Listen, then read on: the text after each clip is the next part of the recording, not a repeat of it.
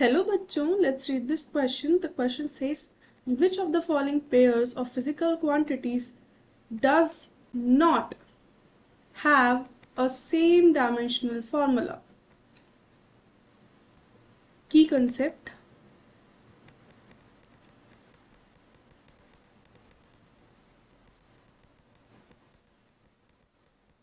Dimensional formula. तो यहाँ पे जो हमारा फर्स्ट पार्ट गिवन है वो है वर्क एंड टॉर्क. तो वर्क की निकालते हैं सबसे पहले. वर्क क्या होता है हमारा? वर्क होता है force into displacement. Force into displacement. और फोर्स की हमारी जो डायमेंशन होती है वो होती है M L T minus two और डिस्प्लेसमेंट की एल.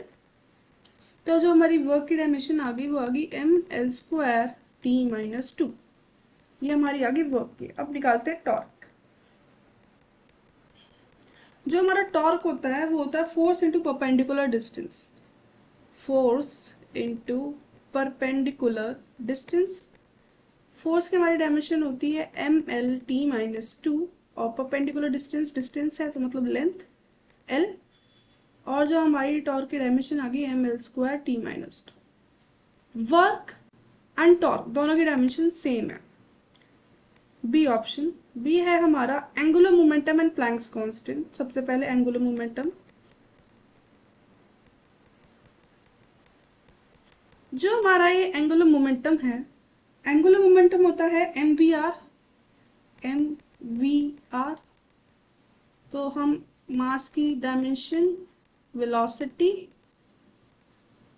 और ये हो गया R. R means length L.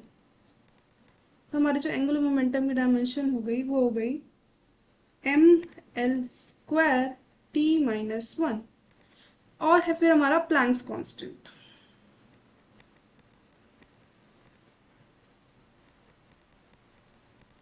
जो ये प्लैंक्स कांस्टेंट है, प्लैंक्स कांस्टेंट क्या होता है हमारा?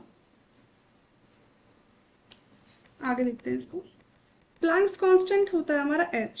और एक फॉर्मूला होता है angular momentum equals to N H by two पाई.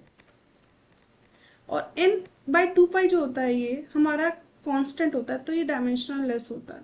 तो मतलब कि जो डायमेंशन हमारी l की होती है, एंगुलर मोमेंटम की होती है, वही डायमेंशन हमारी प्लैंक्स कांस्टेंट h की होती है. तो हमारी जो एंगुलर मोमेंटम की डायमेंशन आई है वो आई है M L square T minus one. M L square T minus one. तो M L square T minus one यही हमारे प्लैंक्स कांस्टेंट की डायमेंशन हो जाएगी. मतलब कि हमारा जो प्लैंक्स कांस्टेंट है और एंगुलर मोमेंटम दोनों की डायमेंशन सेम है. उसके बाद है हमारे पास C option, tension and surface tension. C tension.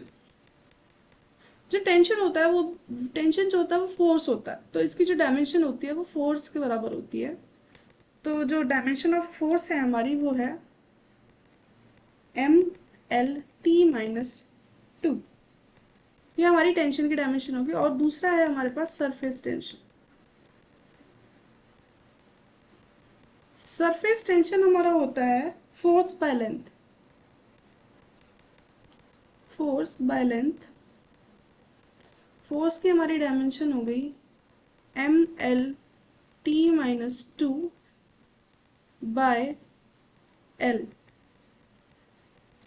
तो जो हमारी सरफेस टेंशन की डायमेंशन आ रही है वो आ रही है एम टी माइनस. तो हमारी टेंशन और सरफेस टेंशन की डायमेंशन सेम नहीं है.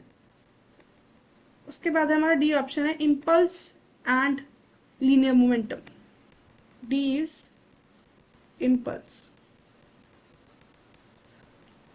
जो इम्पल्स होता है वो होता है फोर्स इनटू टाइम. तो हमारी जो फोर्स की डायमेंशन होती है वो होती है M L T minus two और टाइम की होती है टी. तो हमारी जो इम्पल्स की डायमेंशन आई वो आई है M L T minus one. Impulse के साथ है हमारे पास लीनियर मोमेंटम. हाँ, लीनियर मोमेंटम है. तो लीनियर मोमेंटम के हम डायमेंशन निकालते हैं. लीनियर मोमेंटम होता है m इंटू वी,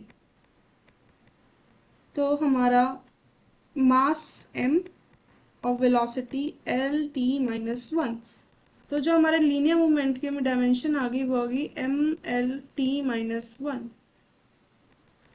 और इम्पल्स हमारे लीनियर मोमेंटम की डायमेंशन भी सेम है, तो सिर्फ और सिर्फ टेंशन और सरफेस टेंशन की हमारी डायमेंशन सेम नहीं आ रही है. That means option C.